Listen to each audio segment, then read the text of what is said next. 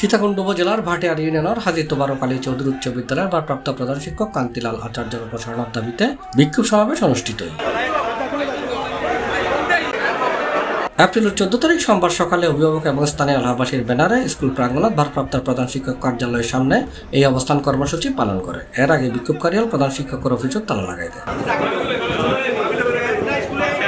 তবে সময় প্রধান শিক্ষক কান্তিলাল আচার্য স্কুলে উপস্থিত মহাসির। ভারপ্রাপ্ত প্রধান শিক্ষক ছাড়াও বিক্ষোভকারী হলে স্কুলের সহকারী শিক্ষক হারুন রশিদ, জাফর আহমদের বিরুদ্ধে বিদ্যালয় এবং বিভিন্ন নিয়ম ও দুর্নীতির অভিযোগ আনে।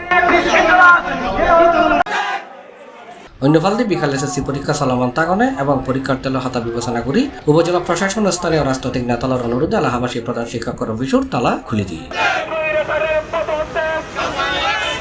সমাবেশত বক্তব্য রেখে হাজী মোহাম্মদ মৌসা, ইকবাল হোসেন, মোহাম্মদ আলী, মাসুদ পারভেজ, সালাউদ্দিন, হেলালুদ্দিন বাবর, রবিল আলম রবি, কফিলউদ্দিন, নুরুল আফসার, তসলিমউদ্দিন, শহীদুল ইসলাম শহীদ সহ বিভিন্ন নেতৃবৃন্দ এলাকার এই প্রতিষ্ঠানে যাদের নাম এসেছে এই সমস্ত দুর্নীতির খতিয়ানগুলো ব্যানার বেষ্টনের মাধ্যমে তুলে ধরেছি।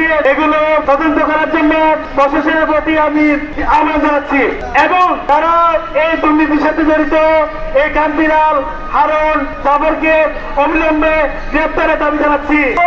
বর্তমান যারা ছাত্র রয়েছে, যারা নির্যাতনের শিকার হয়েছে, সবাইকে আমার সংগ্রামী সালাম এবং শুভেচ্ছা। বিগত 15 বছর ধরে এখানে আপনাদেরকে সহযোগিতা করার জন্য এখানে আসছি। আমি আপনাদেরকে কথা দিচ্ছি, আপনারা যদি ডাকেন আমরা সমস্ত গ্রামের মানুষ উপস্থিত হবো ইনশাল্লাহ। আমরা চাই আমাদের স্কুলের সুনামের রক্ষার্থে আমরা যে কোনো পদক্ষেপ নিতে অদূর ভবিষ্যতে পিছপা হবো না, চিন্তাও করবো না। যে দুর্নীতি, যে আপনার টাকা আত্মসাৎ প্রকল্পের নামে যে দুর্নীতি করেছেন, সেই দুর্নীতির হিসাব পাই করে দিয়ে এইখান থেকে সসম্মানে নিজ ইচ্ছায় বিদায় দিলেন। আমরা এখানে অবস্থান কর্মসূচি আমরা দীর্ঘ থেকে দীর্ঘতর করব।